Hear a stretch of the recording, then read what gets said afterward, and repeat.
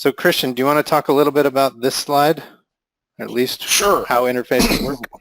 Yeah, absolutely. So this is the standard architecture diagram that everybody has, and really our system will take metadata that you'd enter from a designer or from a contact service. And what I mean by that is, what are your KPIs? What are their names? How are they organized? What groups do they belong to?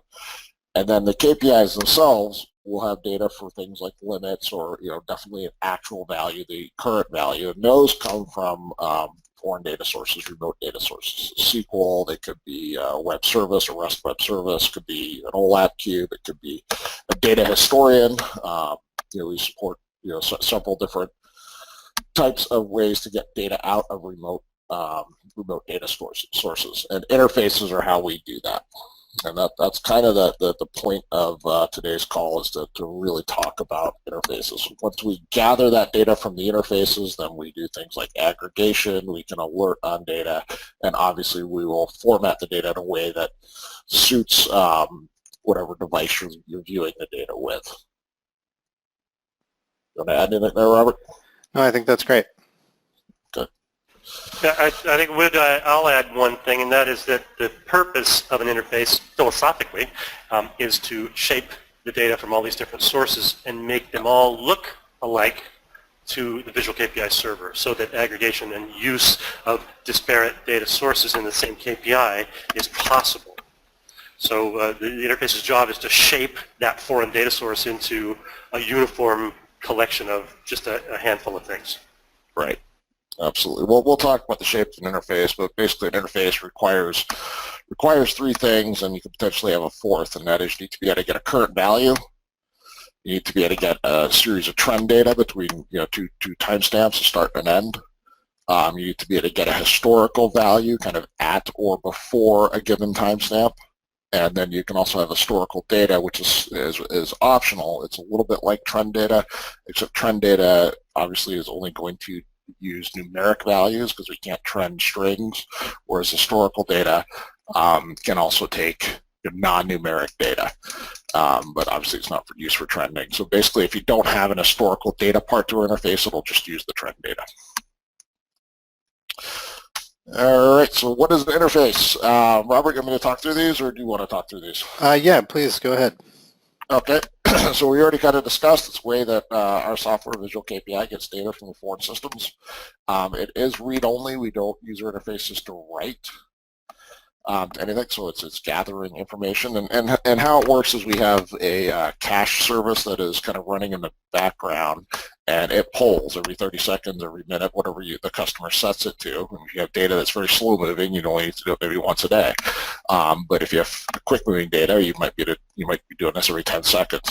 And it will go to the data sources and say, hey, give me all the current values for the things that have been defined, and then we'll pull it back into the system. They are sometimes also used on demand. If the user goes in and says, give me a trend of this value, then we're going right to the interface, pulling the data, and then displaying it on the screen. So really the point of this call today is talk about how do we do these, and kind of a deep dive into it. And really the prerequisites, the first one is you really need to understand, it's not listed here, but you really need to understand what type of data the customer wants. So having an idea of the KPIs, are they looking at data from computers? Are they looking at how much CPU is being used, how much memory is on the machine, what is the temperature of the computer, or are they looking at some sort of reactor data? And then you think, well, what kind of other data do you want, and where is that data going to live, and how do we get to it? So there's really kind of more to just going in and starting an interface. Like we said in the first slide, you have to really understand the customer's problem and what it is.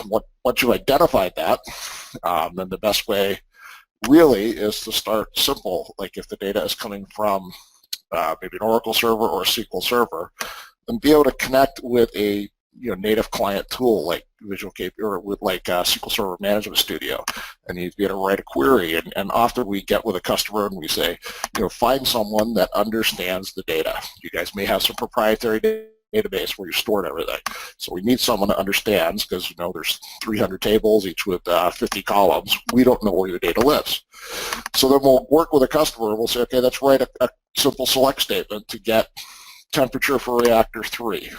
And that's kind of how you start. And once you start, you can get a couple queries like, okay, now we've gotten the temperature for reactor 3. Let's get the values for that temperature in reactor 3 over the past week. And once you start getting those sort of generic queries, then you can parameterize them. And by that, now we can use the same query and say, give me the temperature for reactor 5, or give me the pressure for reactor 6. And once you start getting that sort of picture, then you start writing the interface, or you start authoring the queries for the interface. Really, an interface consists of basic components. You need a way to connect to it. Obviously, if it's an ODBC type data source, you need a connect string. If it's a web API, then really you need, give me a URL where I can pull out of whatever that web API is, a current value, a trend, and a historical value. And obviously you have security and authentication concerns or answers that you have to have. Christian, if I could add one quick thing, we get asked this a lot when we're talking about the software, especially when we're deploying it and doing some of this work like writing these interfaces. People ask us, is this an exercise where I'm going to have to write queries all the time and be doing a bunch of work? And an interface is really writing these 3 or 4 queries just one time, and then the interface is done and you're not writing queries. It's not an exercise. Yes. It's an ongoing process in a project. For each data source, or occasionally multiple for the same data source, you'll do this exercise, but it's not a repeating thing over the life of the project. Yeah, absolutely. Like the example I gave of getting the temperature in reactor 3, you would hope that the data source is set up to where I can then parameterize reactor number to reactor 4, 5, 6, and 10. But then if the customer also wants your sales data, that's likely another interface because it's going to probably be in a whole different data source. It's going to be a completely different query. So then you'd have multiple interfaces, and that's absolutely fine. You want to try, obviously you don't want to write an interface to get one piece of data. You want to write it in a way that you can parameterize it. Imagine writing a stored procedure where you have parameters for things like reactor type or the ands and the where clause, things like that. That's the same concept. So I don't know if you want to get into the last bullet here, Robert, interface versus a remote context service. Yeah, I can describe that just briefly. Sure. So all the stuff we'll be talking about today is really interfacing to get the raw data, as Christian described in his example, like get me the temperature of something or get me the pressure of something. That is getting the raw data. We also have this concept of context in Visual KPI, or configuration or metadata, and that would be like, what groups is this KPI a member of, or where is it located geographically, or a whole bunch of other things that are just additional context or decoration or attributes you would give.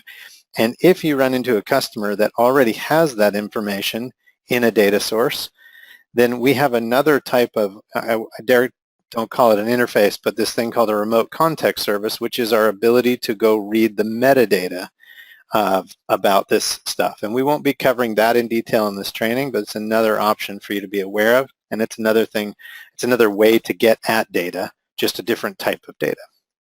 Yeah, the remote context service will basically be used either instead of or in conjunction with the Visual KPI designer.